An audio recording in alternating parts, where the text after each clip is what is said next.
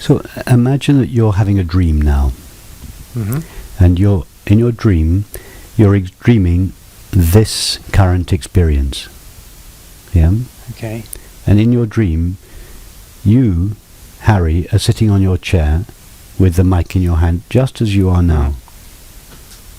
And in your dream, you feel that I, Harry, am located in and as this body, sitting on the chair with the mic in my hand, and that everybody else is at various distances from myself and made out of something other than myself. Yep. Okay, now wake up. Which means you cease being the entity inside Harry's body. You know yourself as awareness. Instead of waking up into the waking state, you wake up into awareness. Okay. Now you look back on your dream in which you thought that I was located inside Harry's body, sitting there in the corner with a mic in his hand. But you realize actually that all the people in the room and the furniture and Holly and the vases and the curtains, it all was equally made out of you. It wasn't just that Harry, the dream Harry, was you. It was all equally made out of you. That is awareness's point of view all the time. Yes. Awareness is the dreamer of this waking state dream. Yes. Which is a metaphor, yes? Rather than literally true.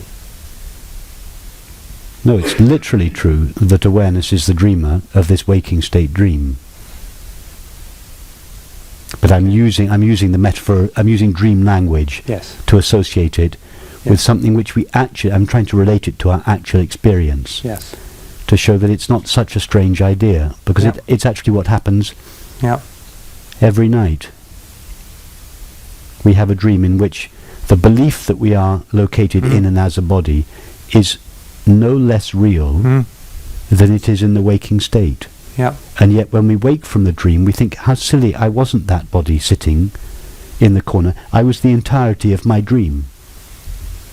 This happens every day, or every time we have a dream. So when we wake up, relatively speaking, we wake up into the waking state mind. So now we're waking up from the waking state mind again. It's another waking up, a second waking into not from the dream. So we've been from the dream state into the waking state, and now we're going from the waking state into awareness. And we're looking back at the waking state just as the waking state mind looks back at the dream state, and we see that exactly the same thing happens. Awareness is in relation to the waking state in exactly the same way that the waking state is in relation to the dream state. Right. And then it's clear that awareness isn't located anywhere. And it's clear that awareness isn't located anywhere, just as the real Harry was not located in the corner of the room as the dream Harry in your dream. From the point of view of the waking state Harry, you weren't really located in that body mind. So we wake up out of the illusion of the dream state, but we fall immediately into the illusion of the waking state. Now we're waking up out of the illusion of the waking state into the reality of awareness. Right. Which I hope is the last awakening.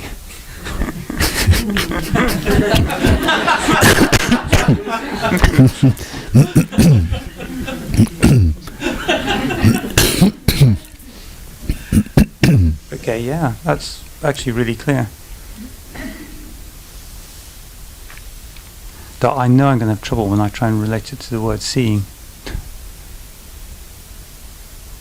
Well, just walk yourself back through the process. Imagine again that you're having your dream. And the dream Harry is sitting in the corner seeing all these objects apparently at a distance from him. And when he wakes up, he realizes, no, nothing. Well, the waking state Harry then realizes, no, nothing was really at a distance from the dream state Harry. from the dream state Harry's point of view, things and people seemed to be at a distance. But now, from the waking state Harry's point of view, I realized nothing was at a distance. Everything was inside myself, made out of myself. There was no real distance. Oh, I've spotted where I'm going wrong.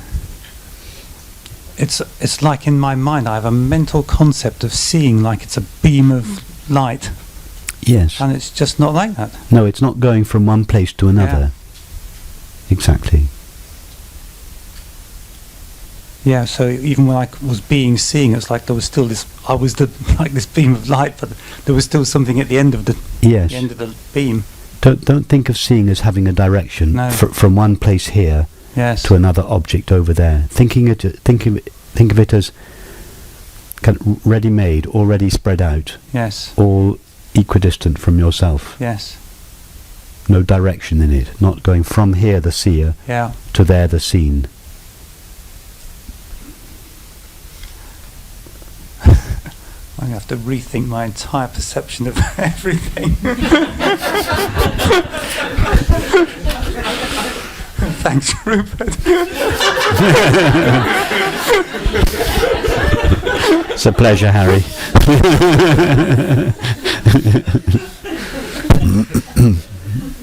Okay.